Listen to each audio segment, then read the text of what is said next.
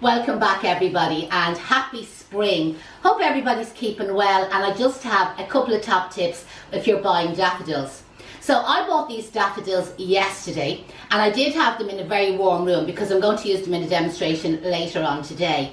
But when I purchased them, they were all that size. Now my house is exceptionally warm, Deirdre will vouch for that. But from you purchase daffodils, really what you're looking for is to purchase them around that size, okay? And from the day that you purchase them, if they're around that size, you will only get a maximum of 5 to 6 days out of them. So there's absolutely no point in buying daffodils that size, you know that way, because again, you're on to 5 days. That's how quick they open. Now little things like, I remember when I was younger and I was working in the flower shop with my mum and we were talking about daffodils, and she said to me, and I always thought this was great advice and I always say it to the students as well, she said to me, Janette, a blind person will know if daffodils are fresh. And I said, what do you mean? And she said, listen to them. She says, close your eyes and shake them. Can you hear that rustle? Not obviously the water dripping off. Okay, she described it to me like a brown paper bag rustling sort of sound. And she says, if the daffodils rustle when you shake them, that's a sign that they're fresh.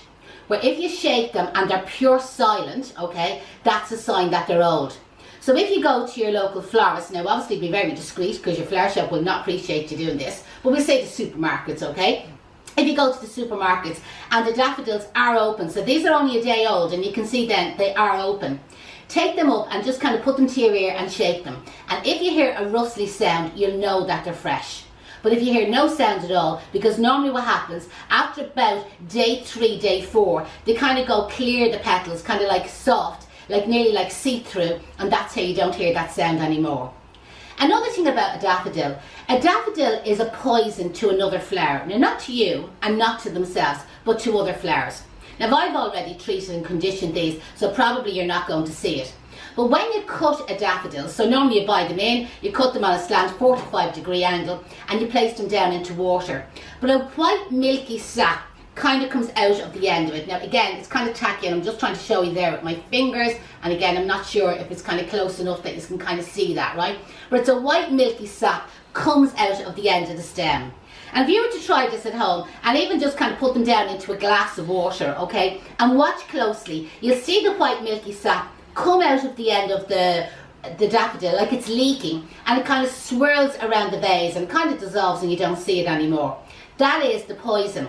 Now what happens is when you cut flowers, any flowers, not just daffodils, okay, all flowers bleed. We call it bleeding. All flowers bleed, but it's the daffodil sap that's the poison you see to the other flower. But the other thing is when you cut flowers, they immediately suck.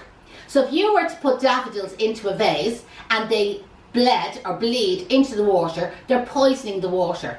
And then you come along with your roses or your lilies or whatever other flower you're going to use, and you cut them, they will bleed, their sap is not going to harm anything, but they're immediately going to suck.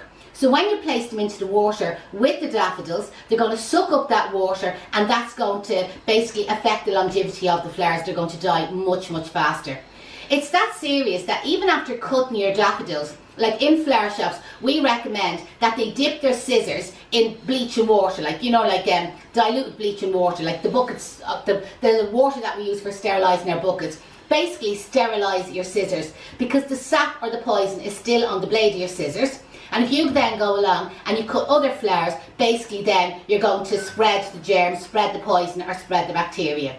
Listen, if anybody has any questions or any further questions, place them in the comments below, and make sure that you look out for the demonstration I have on how to use daffodils, because I have lots more tips and tricks to show you. Have a great day everyone.